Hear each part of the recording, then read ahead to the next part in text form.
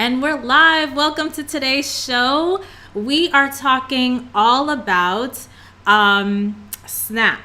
SNAP. There's some things going on with the Supplemental Nutrition Assistance Program. And so I just want to have a really casual conversation about the SNAP program and specifically talk about health equity and just kind of talk through what are some of our feelings on the direction of the SNAP program right now. And we're going to get into more practical things later on in the show about how folks utilizing SNAP benefits can actually live this healthy, whole food, plant exclusive lifestyle. Because I know I get a lot of notes on the videos on YouTube about how expensive it is, and I understand raw foods could be expensive, to be 100% raw. That's not, if you qualify for SNAP, and we're going to go into the details of that, and you feel like 100% raw is financially just not going to work, then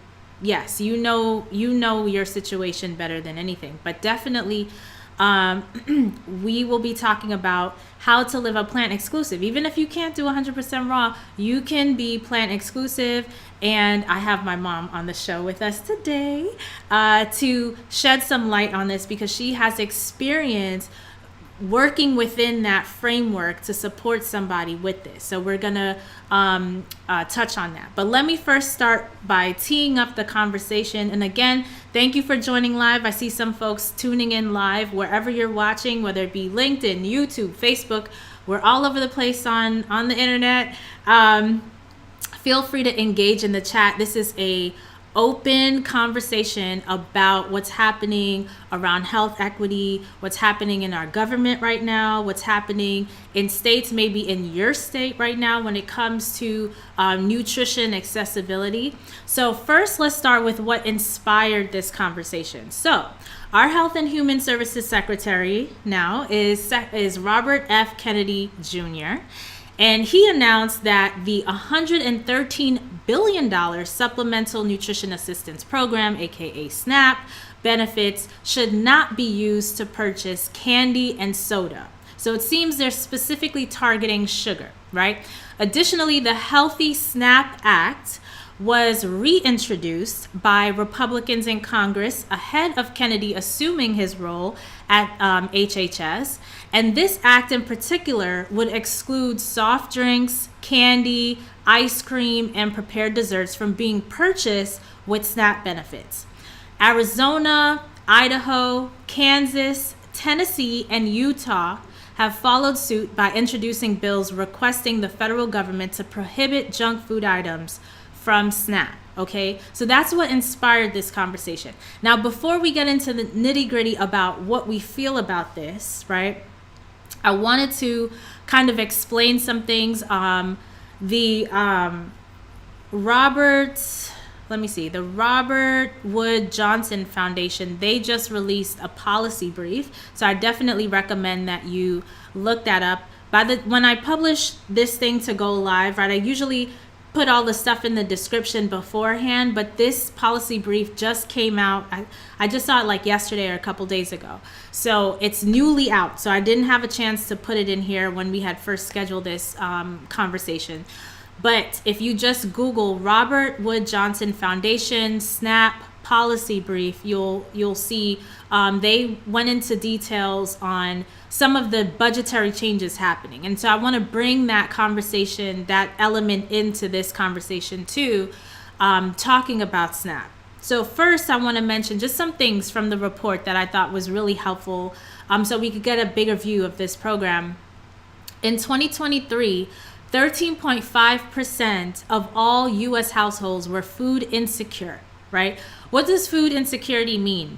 That means these folks are struggling to have access to food, okay? It's not necessarily meaning, and when we say food, like if you live by a gas station with some chips and stuff, that still is considered food insecure. So specifically, you need to be near groceries, like actual like produce and stuff.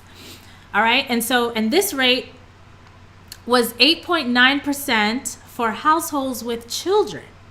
So these figures, they represent an increase from 12.8% in 2022 and 10.2% in 2021. So we have apparently a growing need that SNAP addresses. And in November 2024, so just a few months ago, more than 42 million people participated in the SNAP program. Approximately 40% of SNAP participants are children under the age of 18. 1 in 5 U.S. children receive SNAP benefits. All right, so a lot of this, impact, not the majority, but a good portion of it is affecting children. During economic downturns, which is basically what we're in right now, every $1 billion in increase in SNAP funding boosts gross domestic product by $1.5 billion. It supports over 13,000 jobs, creates $32 million in farm income.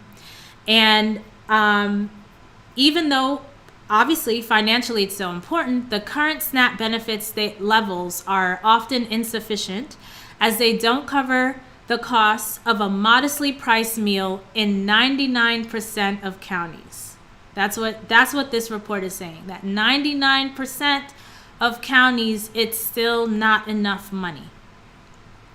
The combination of emergency funding and updates to the Thrifty Food Plan, the Thrifty Food Plan basically is how the government comes up with how much money should be available in the SNAP program.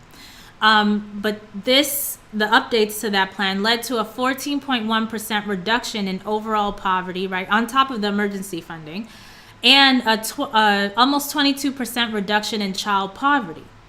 Rolling back the Thrifty Food Plan could significantly cut benefits from an average of $6.40 per person daily to $5. That's one of the things that they're looking at, which is most likely why the Robert Wood Johnson Foundation put out this policy brief, is because they are concerned about some of the budgetary cuts. This Department of Government Efficiency, they have their hands in all sorts of things, including this.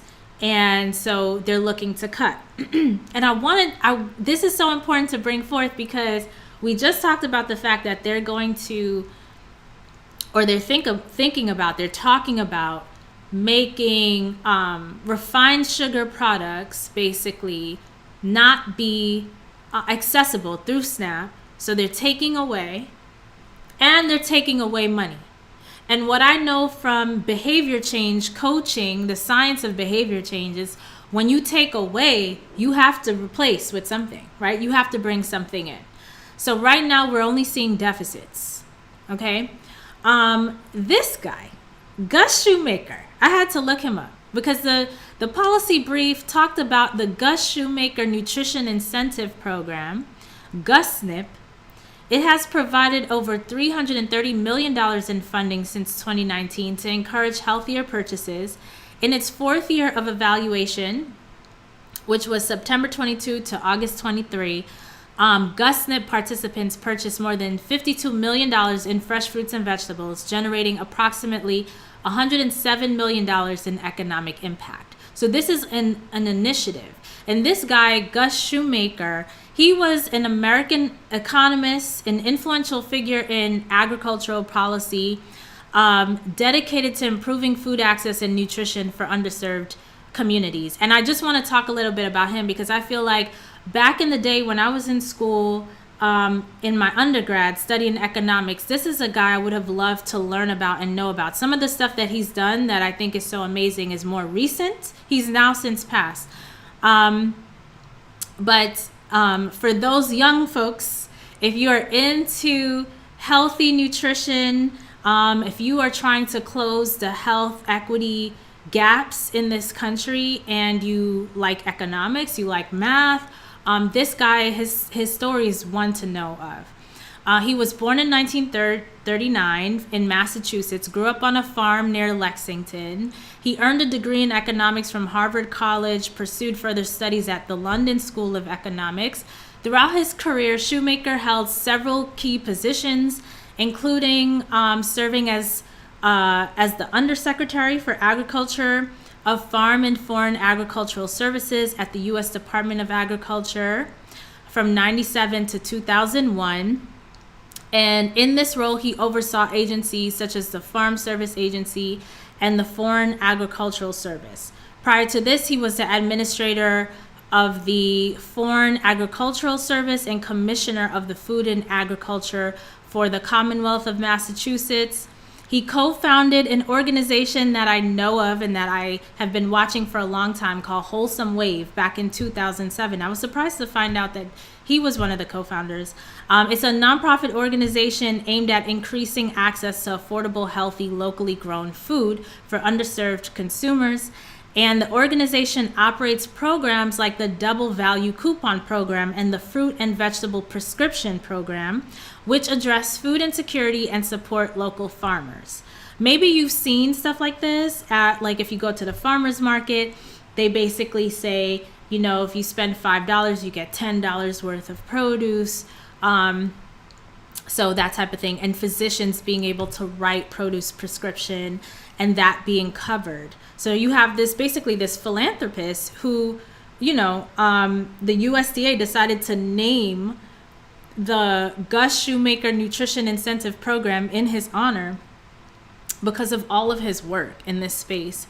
And the program specifically provides grants to projects that incentivize the purchase of fruits and vegetables among low-income consumers, aiming to improve nutrition and support local agriculture.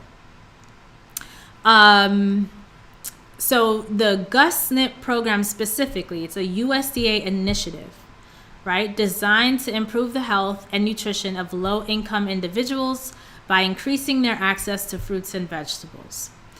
And this, I already talked about the produce prescription program, right? So just wanted to kind of put that in there, right? There's some innovative things basically coming from a philanthropist. Philanthropy, this is where they're getting involved in this. So it's not just all on government. Philanthropy is involved. But back to SNAP. Research indicates that SNAP work requirements significantly reduce program participation, food security, and household income, but do not increase employment. And that is what's basically going on with some of the changes they're looking to make. When they're pulling this money out, right? They're making it harder for folks to have access to it, especially if you are 59 or younger and you're able-bodied. They expect you, if you want to get access to this, not only do you have to fall below, right, the poverty line, but you need to be in a work training program, basically. And so the policy brief goes into detail about, like, you know, if the government cuts, the federal government, if they cut this funding, then more, there's going to be more of a financial impact on states, and it's going to really affect food insecurity, children, all of these things, right? I thought it was really interesting that they said 99% of counties have insufficient funding already, right? It's not enough for folks to feel nourished. And the average SNAP benefit in November 2024 was about $192 a month, so around $2 per meal, right? Now, let's zone in now on New York City. Okay, New York City, the SNAP program, they provide basically for one person, and you can look this up for wherever you are, but it's the how much you get. The maximum monthly benefit is dependent on how many people are in the household, right? So if you are just one single adult, no kids, in New York City, the max from when I looked it up is $292. So that's close to $300 a month.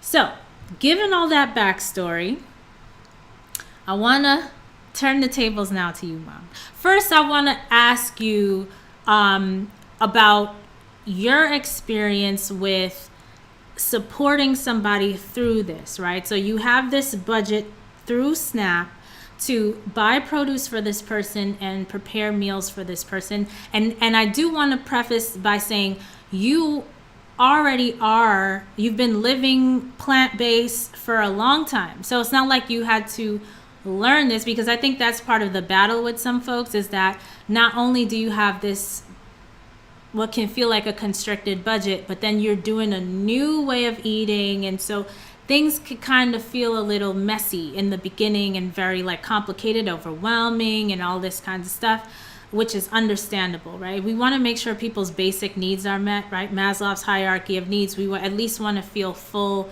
and satisfied, right? And then beyond there, we could work on optimizing our health, optimizing, our health on all levels, physical, spiritual, emotional, all the things, right? So this person was so blessed to have you in their corner that they didn't have to worry about food because you were handling all of the things, right? Okay, so through that experience, what are some challenges that you encountered? I mean, did you encounter any challenges? Not, no, honestly, not many.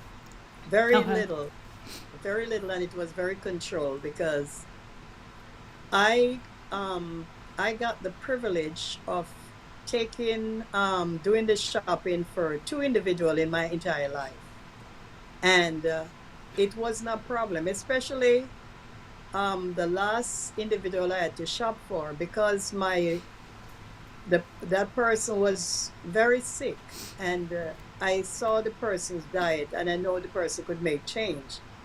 But the person trusts me, I trust in me, and the person allowed me to do their shopping, their grocery shopping, and I shopped for that person the way I would normally shop for myself. So I didn't have any problem. I wouldn't know whether or not you cannot use SNAP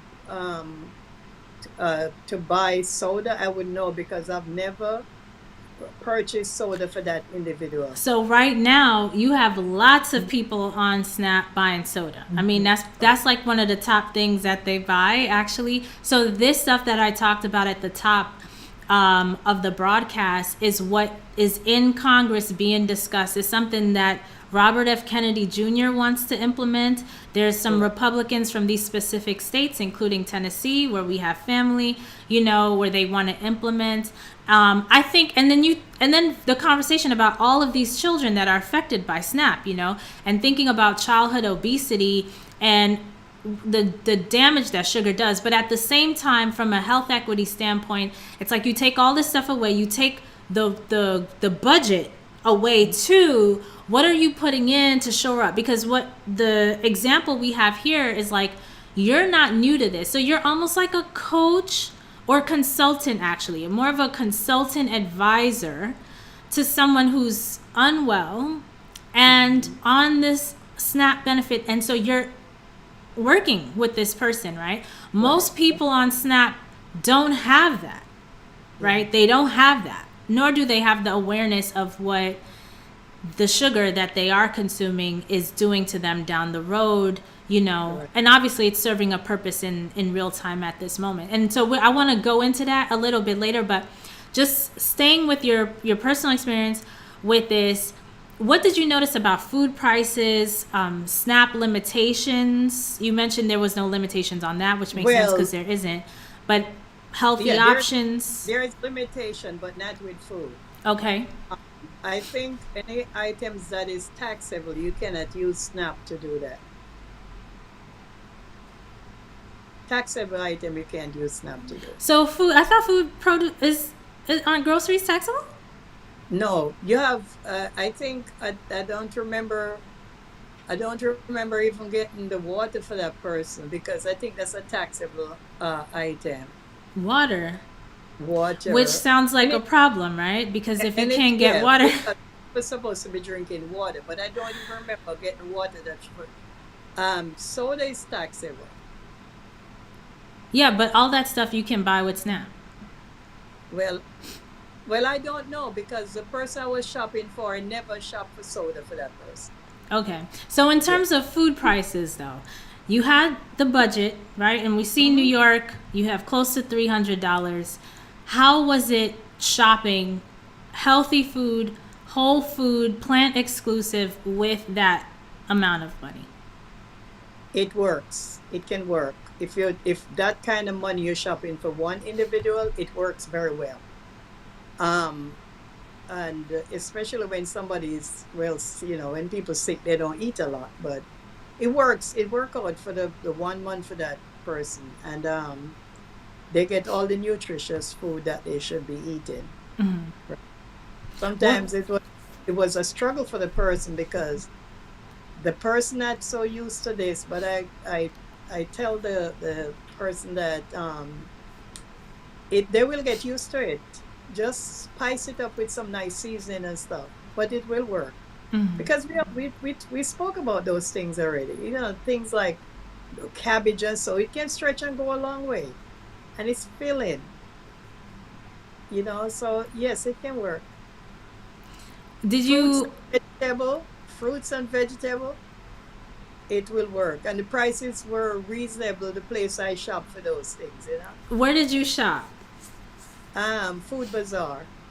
Okay. Were you very specific about organic?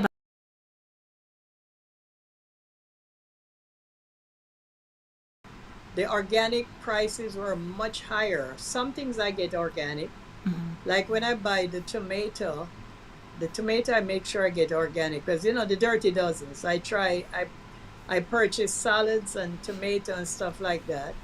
Um, but there are certain things I couldn't get organic because the prices were ridiculous. Okay. So organic, you basically did the best you could. The Were there best I any other like workarounds or creative solutions you had to do to make healthy eating possible? No, nothing. Okay. So what kind of meals were you able to prepare with this budget? You talked about cabbage, like because this they say in that report from Robert Wood Johnson Foundation that on average, and their average amount is lower than New York City, and that makes sense. New York City is expensive. So um, they say that for people right now in 99% of counties, it's not even enough for a healthy meal. But you're saying you had enough for a healthy meal for this one adult individual. Um, what kind of meals what did the plate look like? Okay, the only thing though, this person likes fish. So what I'll do for this person, I get the salmon fish, and that salmon fish is expensive because I try not to buy the farm raised fish. I got the wild caught, which I Okay. explain to the individual that, and I tell them the reason, and that the wild caught will be better. But that was the most expensive things on the list, but that could last a long time for that person. Because you basically kept it in the freezer. I want to pause right here and mention something for the folks watching live. Again, thank you for watching live. Definitely make sure to put any questions or comments in the chat box. I can see it if you're on YouTube and Facebook. If you're on LinkedIn, it seems like I'm not seeing it live, but I'll definitely see it after the broadcast goes live. Um, when it comes to fish, because every time I do talks, people are like, oh, fish is a healthy food, omega 3s. But fish is not a health food, even if it's wild caught, even if you went all the way to Alaska yourself and fished it yourself, because fish is the top source of DDT consumption in this country at this moment, right? DDT is a toxic, carcinogenic chemical that has been banned. Why it's banned? Because all these people died of cancer from it, and now it's banned. But it's in the water because it was sprayed on all our farmland, and now it's runoff into the water supply and DDT, right? Obviously, you have heavy metals, right? But some are like, oh, well, I eat the small fish, so I don't get the heavy metals. But you know what you are getting? Microplastics, because they're in the fish. The They eat plastic is in the fish. You're eating plastic. You're eating endocrine disruptors. So across the board, fish is just not a health food because it's disrupting your hormones, which affects your brain function, and obviously your whole endocrine system. Also, it's toxic to the brain, toxic to the body. So it's carcinogenic. So I just wanted to pause and say that there. So basically, this person was eating a whole food plant, that's still considered whole food plant based diet, even though it's not plant exclusive. right? So, But right, but it was that person's choice to eat fish. right. Because when people give you their money to shop, It's their choice. Their money, their their choice. choice. And I try my best to talk this person out of the fish, but the person want the fish, so I had to shop for the fish. Yeah. So it's that was the only thing that I buy for that individual that I would never put in my cart for myself. And that you said that was a pretty expensive item. So, but even with that, you were able to manage Oh the yeah, budgets. So typically, what did the plate look like pretty for the healthy, meals? pretty healthy.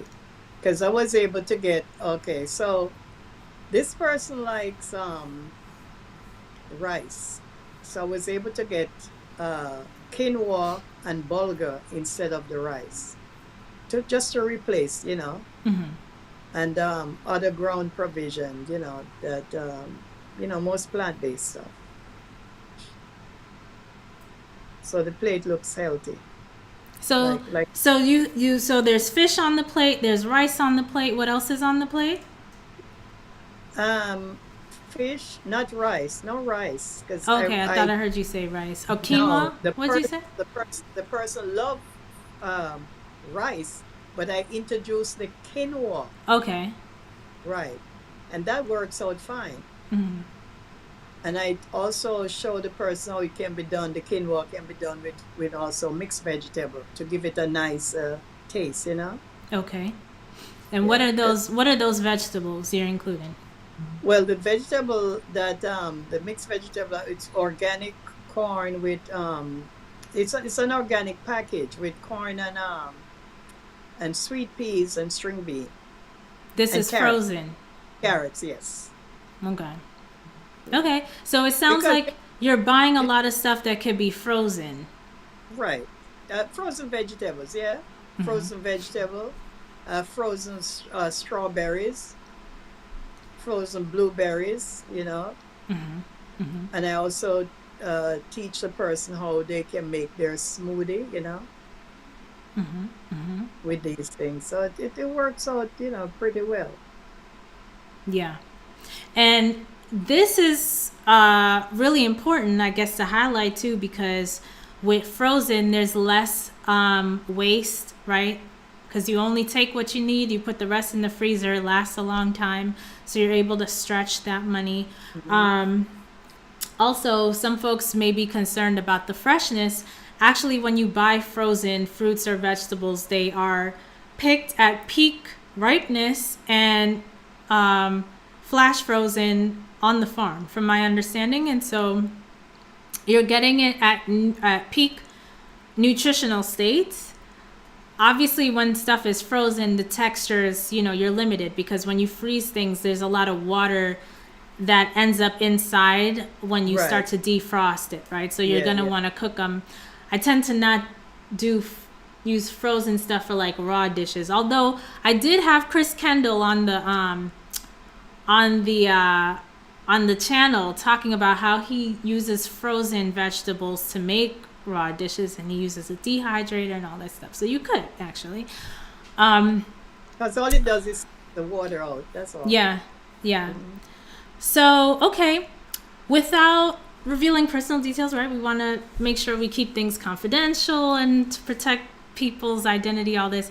But any positive changes you notice for the person you supported in going through this experience? Again, this I think is like the ideal, right? You have somebody with this, they're being guided, not even guided, but taken care of, basically like a consultant, because you were doing all the stuff. So this person didn't have to worry about Well, thinking about it.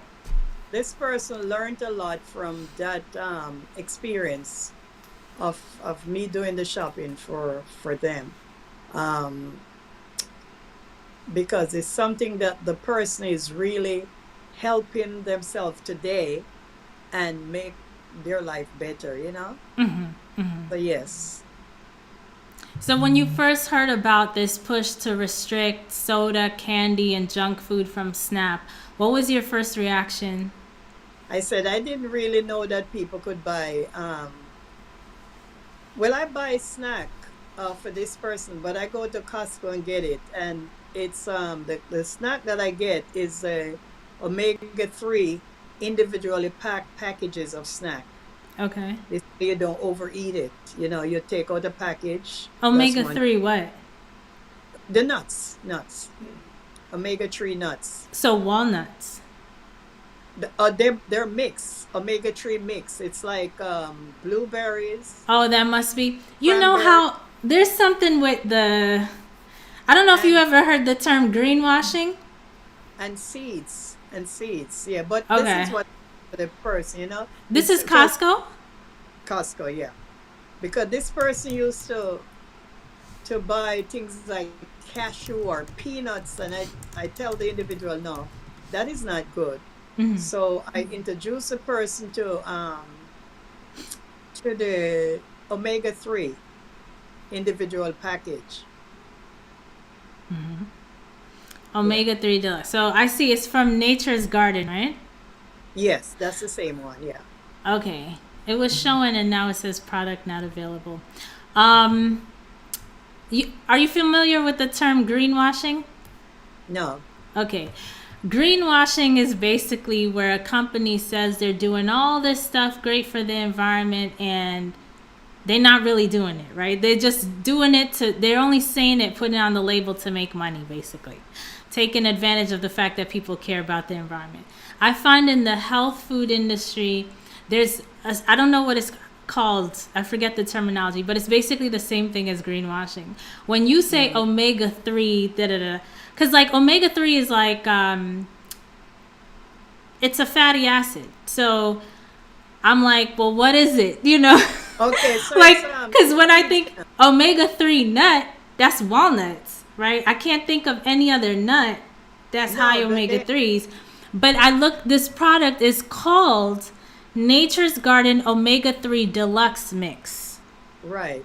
right? But it has all What sorts of nuts in it. and seeds. Yeah. It seeds in there, Yeah, so it's just a and trail mix, basically. It's just and a it have trail mix. cranberries in And there. cranberries I'm not familiar if cranberries even have an omega-3s, but it's basically just a trail mix of nuts and dried fruit, whatever. Well, Okay. I just thought that would be much better than somebody just eating down some peanuts, because I don't really recommend peanut for people, Hmm. especially people who have illness and so no. Yeah. I wish I could find the, because every time I click on it, it disappears. So I can't even get the ingredients. But anyway, we'll leave that conversation for another day. Right. So you did get snacks. They were healthier, nuts and seeds. Um, And fruits, a lot of fruits, different kind of fruits. Yeah. but when you heard this push to restrict soda, candy, and junk food from SNAP, I remember you saying, "Good, that's good." Yeah. Well, I didn't know that they could get those things on it. I never, because I always thought that things that you have to pay tax on, the SNAP program don't carry. I Yeah, I always don't thought even understand that because all produce you pay tax. You pay sales tax on all the produce. no. Huh? Mm-mm, Interesting. mm-mm. It's not a taxable item. And Taxable item I like know when I go t-shirt. to Whole Foods, I pay tax. Trader Joe's, the tax is included in the amount for the thing. But mine, Taxable item. Like if you buy water, they tax your water. If you buy soda, they tax the soda. If you buy there's certain things, toilet tissue, paper towel, all those things. But okay, I that's see. not It's like a state by state thing because I'm seeing when I Google it, it says grocery food is generally tax exempt, generally in Florida. So it might be like a state by state situation. yeah, but food,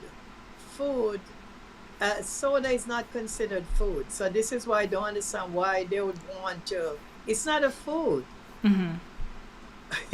Growing up as a This. child back in Jamaica, we get a bottle of soda only around Christmas time. It was a Mm. treat. It was a food. So that just it's amazed me to know that they want to push people now to drink soda, which Yeah. is so funny. And the kids already suffering this big tummy, and I don't know. I don't understand it. Atherosclerotic plaque. 8-year-olds are already showing in their blood vessels, right? People are like, Very. "Oh, how are you so young with da da da da da?" Because it's our lifestyle, you know.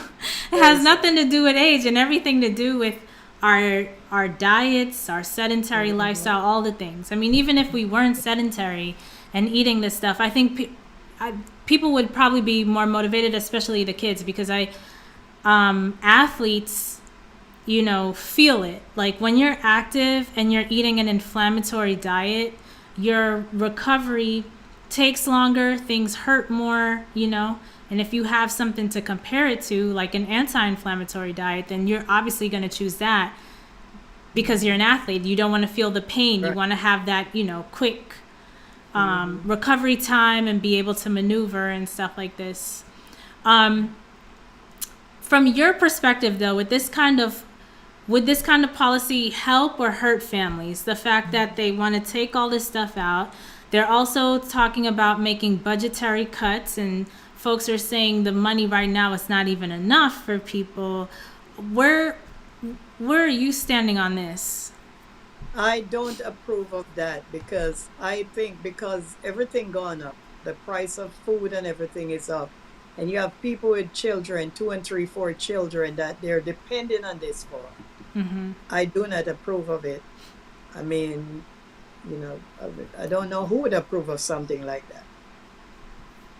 Yeah, I I mean, know. I can understand if some people is they on a low budget, I mean a low income, because low income people is always qualified for it. And I can understand they have a work program with people which is okay because I think some people can work. Some people who get it can really go to work. I don't have a problem with that. But you have people who really There need has it. to be jobs too. They have people, well, some people don't want to work, but you have people who really need this SNAP program to feed their children. And they want to cut the food out of the school. That's another time and another space. But I don't know how children gonna manage. The children is the most will suffer under this condition.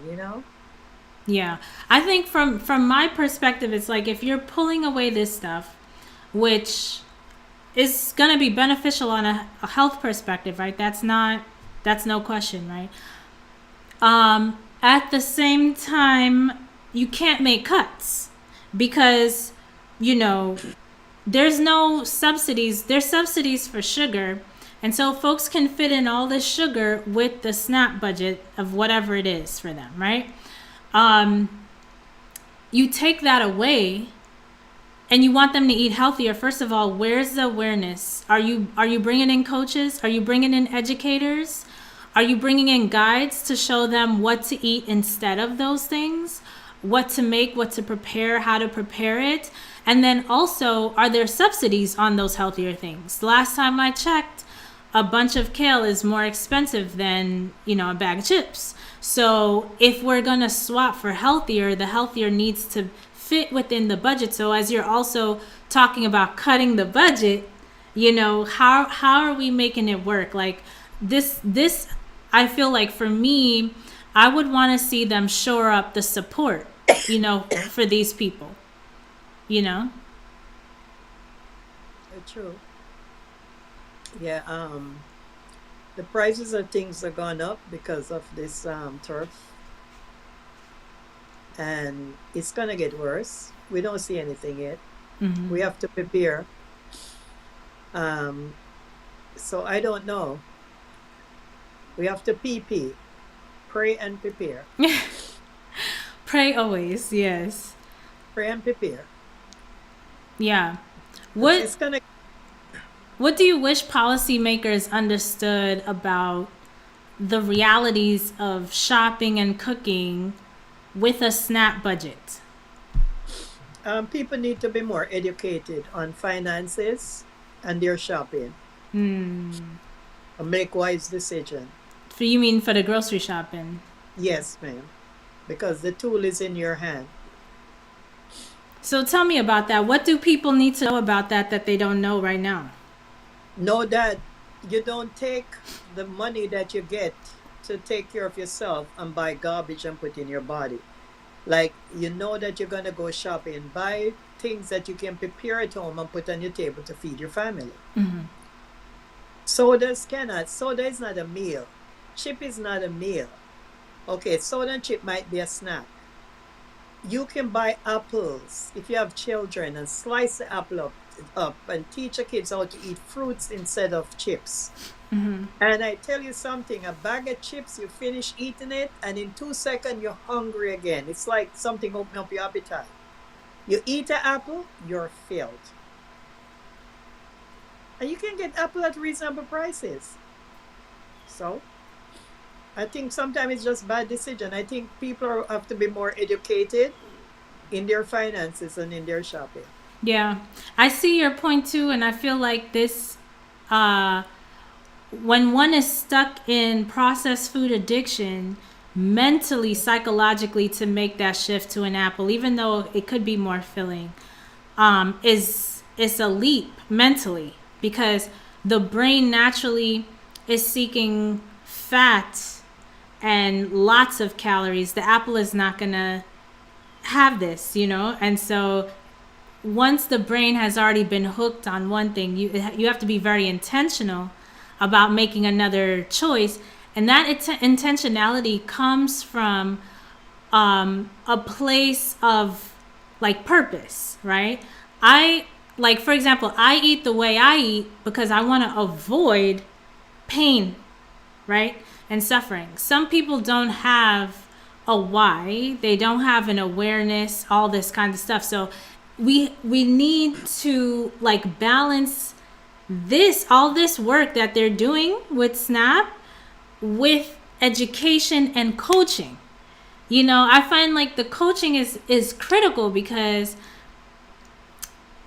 like you're first of all, for people who are seniors and end up below the poverty line, they have all day to learn new recipes, get in the kitchen, play around, right?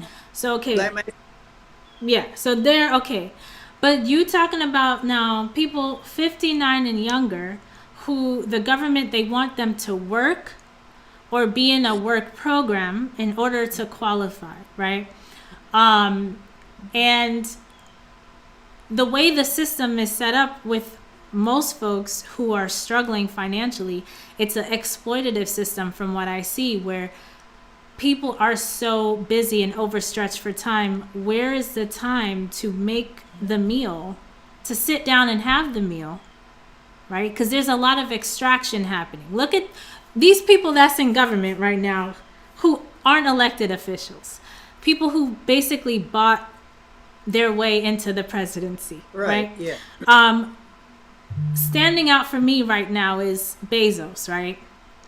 Who is the founder of Amazon. From his own Amazon employees, right? The way they are run ragged at work, my understanding is even getting a bathroom break is difficult. So I'm concerned. What is their capacity to actually prep meals? You want them to they can't get processed, specifically sugar, because technically with the changes that they're recommending, they can still get chips, right? They just can't get sugar. It seems like sugar is, they're trying to get the sugar part out, which is good. That's great. I think that we can even do better, like push people away from processed foods, but something has to change culturally in America, in the workspace, in terms of how we're working people, how far folks are commuting to work, their availability of jobs, the lunch breaks that they get, having a space in the place, in their workplace, to hold the food. So it, because you're talking about perishable stuff, it has to be refrigerated, right? All of that, having childcare support, because if you have also children to feed, that's another element, right? You have to not just prep food for yourself, but prep food for them. That takes additional time, additional planning, right? Hmm. We have 24 hours in a day, right? 3 8's 24. We sleep for 8. What we do with the 16 hours that's left, right? I know Yeah, I know in New York people are commuting at least for 2 of those hours. for some people. And some people drive for, yeah. They But have long commutes. Most people in New York have at least an hour commute, okay, so right? let me, So yeah, let, let me, let's do the math on the calendar though. They're sleeping for 8. That's what we want. They're commuting for 2, and let's say they're supposed to work 8, which they're usually working longer than 8 hours if we're mm-hmm. honest about that. So that's 18 hours, right? So now you have 6 hours to breathe. If you have kids, you got to give them some attention. If you have a Hmm. spouse, they probably That's need where 5 minutes. that's where the attention come in. Bring the kids in the kitchen You with need you. to shower. You Yeah, need bring to the kids. prep food. We need to take an hour for exercise, right? So that leaves you with 5 left. It's tough. Okay, it might be tough, but I'm gonna say something. I've been from that street. I've Yeah. been from Top Street. That's my address. Um, and I've been there, and I know what it's like, and I did it, and I know people can do it. You Yeah. have to say to yourself, "I am doing this for me," and try your best and do it. Because even before I came on this podcast, I know that I have to have dinner. I prep all the stuff I need to have for dinner. It's already prepped. How long you think it took me? 45 minutes. You want to tell me that somebody don't have 45 minutes in a day to prep something? And people have all these different gadgets in their kitchen. They have air fryer, they have microwave, they have this. And I'm not promoting these things. I'm just saying they have it. The air fryer is wonderful because it helps you from stop frying food, Yeah. right? I mean, That's a but very good. legitimate, that's a legitimate point though, because if you like fast food and restaurant food, you literally don't have to It, give that up with an air fryer, you know? no, you don't, because it tastes Yeah. just as Yeah. I I made some, not to put it out here, but I made some wedges for my husband yesterday, the potato wedges. He asked me which store I bought these from. He thought it was store bought. Like So French I fries. Yes, no, they call them potato wedges. They're bigger than the. He said it tastes so good, but it's how you prepare your stuff, and it doesn't take much time because practice becomes perfect. Yeah. I don't want to sound like I am Miss Goody Two Shoe doing these things, but I've been doing it for a while, and I know how to maneuver these things, and I know because I used to be a hardworking person, so I'm working all 15 hours a day. But I never go hungry. I never go hungry because I prepare my food before I leave for work. I get up early in the morning. I never used to get 8 hours sleep, so I don't know. I used to get like 5 or 6 hours the most when I was younger. Now I'm old. I'm probably making up for time, but I know it can be done. Yeah. If you have children, you have to take care of your kids. They are your first priority. And I know you have to leave time for yourself for devotion or meditation or whatever you do. You have to have some time by yourself. You get your kids in bed by because they need the sleep. Get them in bed by about whatever time, and leave an hour for yourself, a window that you can do what you have to do. And again, if father and the mother live in the home and you have two people do helping, you get the thing done faster and easier. Yeah. I just know it can be done. There's no, because good habits start from home. 'Cause that's what you have to teach the kids. Yeah. And ultimately, I think, like, we all have our version of hard, but when you want to do something, you'll find a way to make it happen. And so it all starts with that big why. So I feel like this change, if it's passed, which most likely it's going to happen, since RFK is in office, it's going to push people in a certain direction. But I'm really hoping that the administration pairs it with coaching for This is what folks, this is and what I'm saying. not pull the budget away so much that you're not accommodating the change that's needed, right? Because not only are folks going to need more money for healthier foods unless the government is going to subsidize the produce, but ultimately they're paying for it. You know what I'm saying? The government needs to do that anyway. Like, there's no reason for us to be subsidizing sugar, right? That's causing all sorts of chronic disease. Yeah. And that's what we're doing right now when we have subsidies for corn and soy and all this, right? We're basically subsidizing processed food in this country, and we don't have subsidies for organic produce. Right. And that's what we need. And so we need to make sure folks can afford that with these changes, and also pair them, have some supports with coaches to develop that strong why, to develop a system, a process to get into this healthier eating pattern, so folks aren't running around hungry and starving because now they don't know what to eat, right? They Right. just Yeah. took away this stuff. They don't know, and their brain is so overwhelmed trying to survive, because now we're talking about people who are below the poverty line, right? When you're stuck in survival, planning a meal plan is very difficult, You know right? what Because I you're just trying to exist. And if you have kids, even more pressure. Your prefrontal cortex, which is your executive functioning, has less blood flow because of the stress, and your lizard brain, that is just like, anxiety, stress, like, just trying, this is where you're living, in that deep limbic area. So from that perspective, I really feel empathy for that group, especially if you have kids. I just feel blessed and grateful. I've never had that kind of pressure, because I couldn't imagine you have two young people, or even two set of eyes, young eyes, looking at you for their sustenance, and you trying to figure out how you're going to keep rent paid, lights Right. Yeah. on, That's true. When you're in that stress response, it's hard to think straight.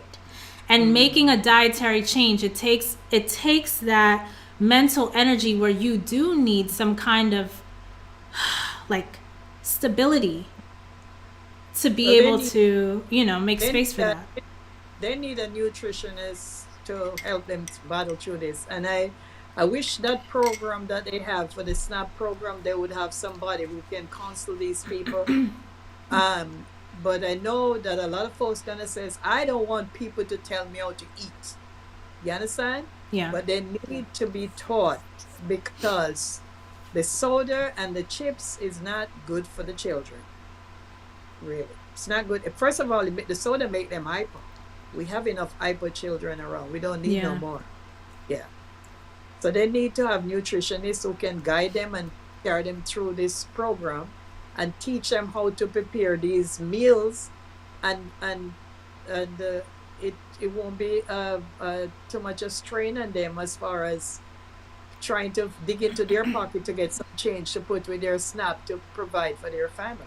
Yeah. And I think, as we have these philanthropists at the table, right? Like this guy, Shoemaker, Shoemaker, Gus Shoemaker, and Wholesome Wave, and some of these nonprofits, these produce prescription programs. I think there's an opportunity for everybody to really lean into this moment, from philanthropy to shore up where the government is lacking, to support these families for these healthier options. Maybe they can even finance coaching programs, so folks get paired with a health coach to grocery store tour, meal prep demos, things like this. There's nonprofits that do this. They have the produce prescription program where physicians can prescribe produce and it gets covered, which is great, right? More philanthropy is needed for stuff like this. At the same time, even when the doctor tells you that gives people I think, a little fire under them to actually execute on it, right? Because the doctor told them, so now they're gonna go to the grocery store, fill that prescription, and get actual produce, right? Exactly. But what to do with it when you get in the kitchen? This is where you need support. And so I think even on the physicians' ends, I don't think we have enough physicians advocating for coaches to be covered by insurance and by these programs, so they can do more too. Because, if you feel good just giving a produce prescription, that doesn't mean they're going to execute. Right? So if the goal is for them to execute, you need someone that's going to help them, bring them over the finish line. And the physicians aren't going to do that. The nurses aren't doing that. They're all overworked already. They all already have a full plate of stuff. This is the lane for coaches to get in. So if I were to advocate for anything, I think this is where all the people at the table, government, philanthropy, nonprofits, medicine, this is how they can work together to really support this new thing that's going to roll out. It seems like it's going to roll out in some states before the rest of the country, in terms of a wider expanse on what's eliminated, basically targeting refined sugar, junk food, basically. Right. Yeah. So we shall see. We shall see what happens, and everybody's going to be watching it, and hopefully it doesn't. Every time we get a new administration, people want to turn things back. This is one of those, we would need more than one term to see what happens to the health, like, of a generation, when refined sugar is no longer subsidized by the government in this way, where folks are basically incentivized through government funding to, get these types of foods. Right. And for those of you watching, maybe live or the replay, definitely share in the comments your thoughts and opinions on this. It's a really important topic. Where do you stand on it? What has your experience been? I would love to hear. And with that, any closing words of encouragement from you, Mom? Yeah, I would like to let folks out there with children know that I've never tried it, and I don't have a problem if the time comes in my life where I'd have to get SNAP. I'm gonna have any ifs and ups about it, because I am a citizen of this country. I've paid my dues. I'm not entitled to SNAP right now because I'm not in that level. But if the time comes that I have to get it, I rather take it than, they said, what, pride goes in front of destruction. I would like to be destruct. So tell everybody out there that if you're entitled to get it, go ahead and get it. Don't feel too ashamed about it, because there's nothing to be ashamed of. And feed your family and feed them healthy. That's all I can say, because you can use your SNAP card and buy healthy food. As a matter of fact, I see people use it in Whole Food. Yeah, and you can actually now use it online, which was advocacy that was been happening before the pandemic. The pandemic made it possible. And so I know with Thrive Market in particular, you can use your EBT card, which is where your SNAP funds go, to buy your groceries, right? And Yes, and people use Whole Food and I think Trader Joe too. So I don't see. Yeah, anywhere you could get groceries. Yeah. Yeah, don't let your family go hungry. And I just pray and hope that what they're gonna do will improve things a little better and not make things worse. Yeah.